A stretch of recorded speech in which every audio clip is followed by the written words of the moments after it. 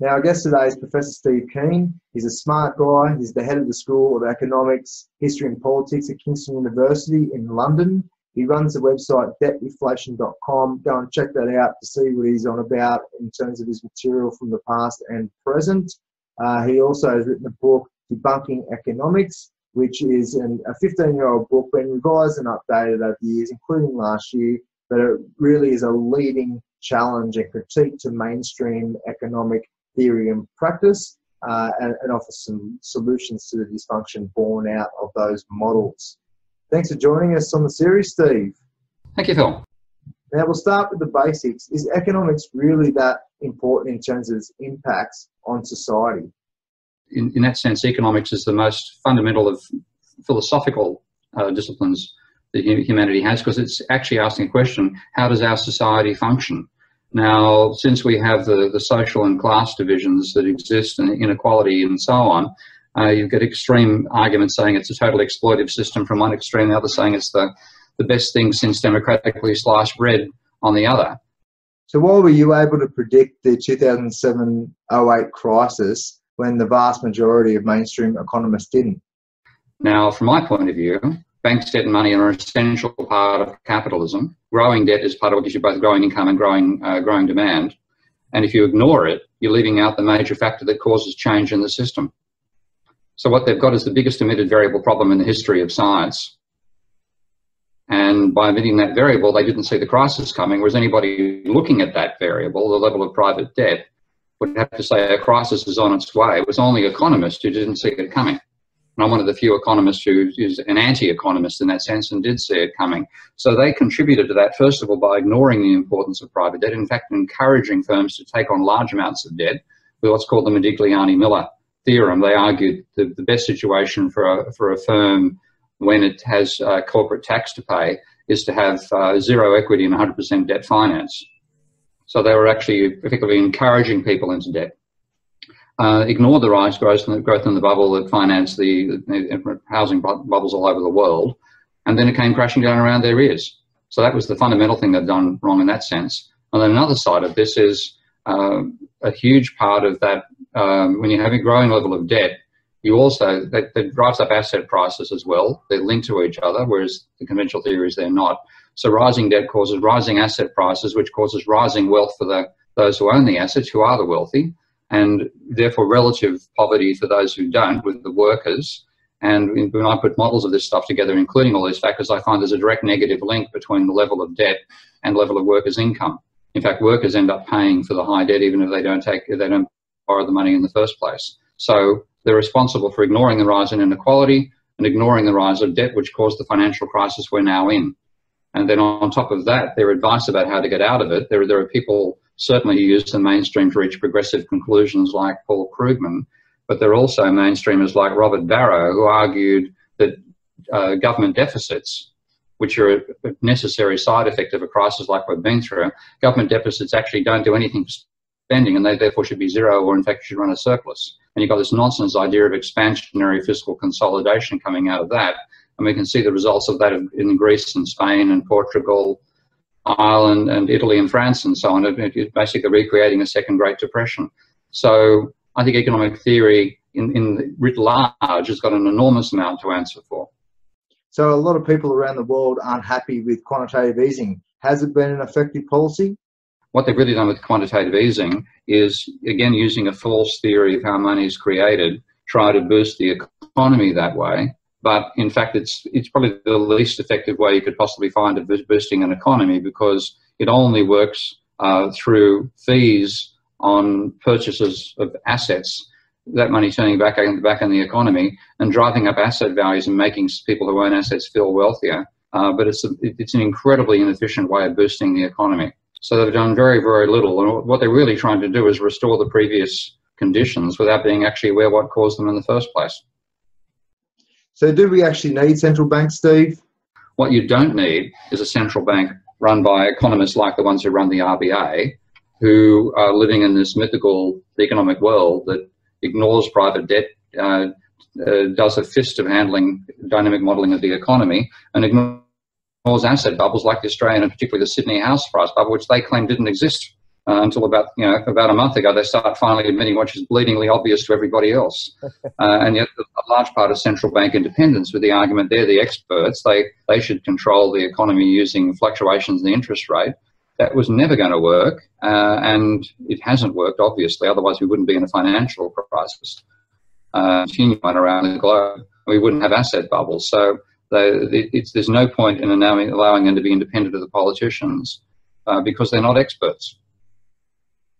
Now, Australia pretty much survived the GFC unscathed. Is there something the governments of the world can learn from what we did in response to that crisis? Fiscal stimulus works. Okay. To stop a crisis or slow down the impact of a crisis. So that's one thing we learned from Australia. Well, we haven't. That's the exact opposite of the way that the Abbott government and even the Labor Party has interpreted what happened back then. So if we can mislearn from our own good ideas, I'm sure the rest of the world's capable of doing the same thing. Though having said that, I think Australia's government sets a world record for stupidity right now. So maybe we are different. The main thing we have to learn is the abolition of debt. And the one country you learn that from is not us, but Iceland. Okay, because Iceland had probably the most extreme financial bubble. They were facing national bankruptcy if they continued repaying the debts. They were going to do it. And I think that's one thing advantage having a country that's about the size of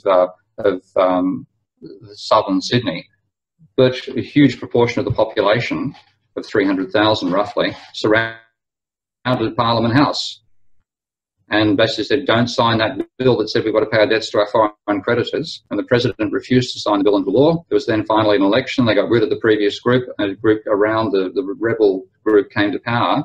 They refused to pay the debt. They wrote it off, which caused all sorts of fractions with British depositors, who were a large part of the deposit base of those banks, which ended up having debts, having assets 10 times the size of the Iceland economy when the crisis peaked, by the way. They then abolished that debt, refused to pay it, put a lot of the bankers in jail because of genuinely fraudulent activity, which again should have happened in America and didn't, and have now reorganised their financial system with the debt drastically written off on individuals.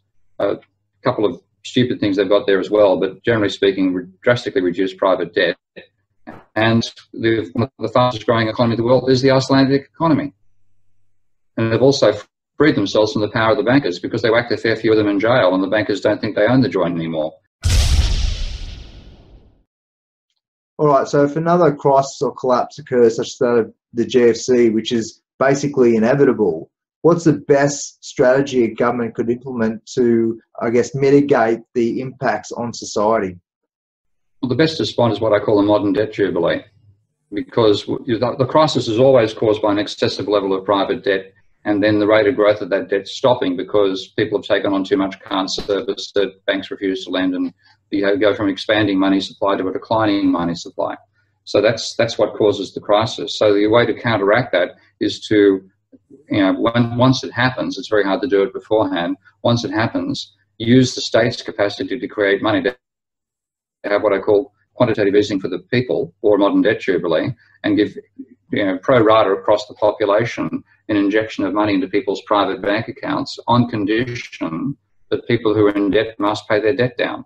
So you benefit savers don't miss out, but everybody gets an injection. Debtors reduce their debt levels. You then can reduce the level of government debt, private debt, by using the government's capacity, central bank's capacity to create money, and you then go back to a more fiat-based, less debt-based system, and stimulate the economy through the extra demand coming out of that, whereas otherwise your problem is deflation and reducing demand. That's what you should do. Whether it'll ever happen, I'm not going to hold my breath.